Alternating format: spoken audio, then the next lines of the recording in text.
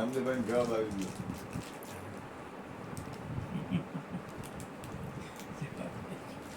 અરુણ બાપુએ કીધું ને અત્યારે કે સંતોને એક નક્કી થઈ જાય છે, એક નિશ્ચય થઈ જાય છે, જે આપણે નથી થઈ શકતો.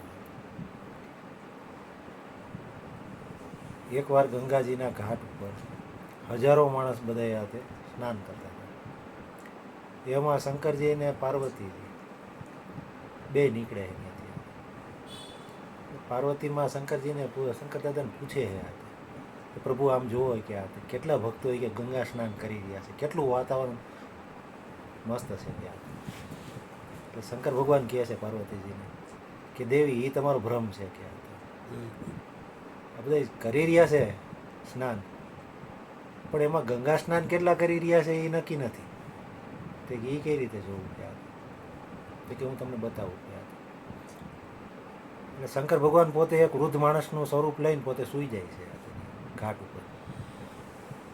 પાર્વતીજી જે કોઈ પણ નીકળે એને પછી પૂછે છે ગંગા સ્નાન કરીને આવે કે ભાઈ મારા પતિ વૃદ્ધ છે, પડી ગયા છે, થોડોક ટેકો કરો તો ઊભા થઈ જાય.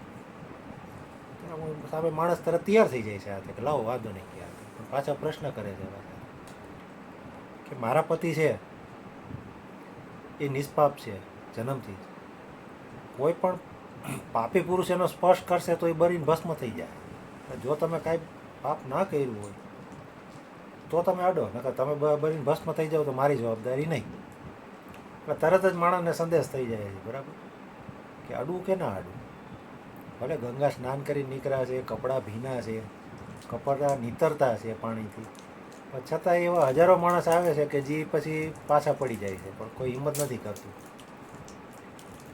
છેલ્લે એક વ્યક્તિ બહાર આવે છે પાણીમાં અને માતાજી એને પૂછે છે આ કે ભાઈ મારા પતિ પડી ગયા છે, અહીંયા વૃદ્ધ છે, મોટી ઉંમર છે, શું તમે એને ઊભા કરશો? તો કે હા માં બોલો કે કઈ જગ્યાએ છે? તો કે જો સામે સૂતા છે કે ટેકો કરો એટલે ઊભા થઈ જાય. પણ એક વસ્તુ યાદ રાખજો, એ નિષ્પાપ છે. જો તમે કાંઈ પણ પાપી હશો તો તમે એને અડશો એ ભેગા જ તમે ભસ્મ થઈ જાઓ. તો કે કેવી વાત કરસ માડી કે આ કપડાં ભીના છે નથી જોતી કે ગંગા સ્નાન કરીને હજી બહાર આવેલો આવું છું કે બરાબર કઈ રીતે હું બની ભસ્મ થાવ, આગળ જાવ કાંઈ ના થાય કે એમ કરીને શંકર ભગવાનને ઊભા કરે છે પોતે. એમ કરીને પોતે એ તો પોતાની દિશામાં ઉયા જાય છે.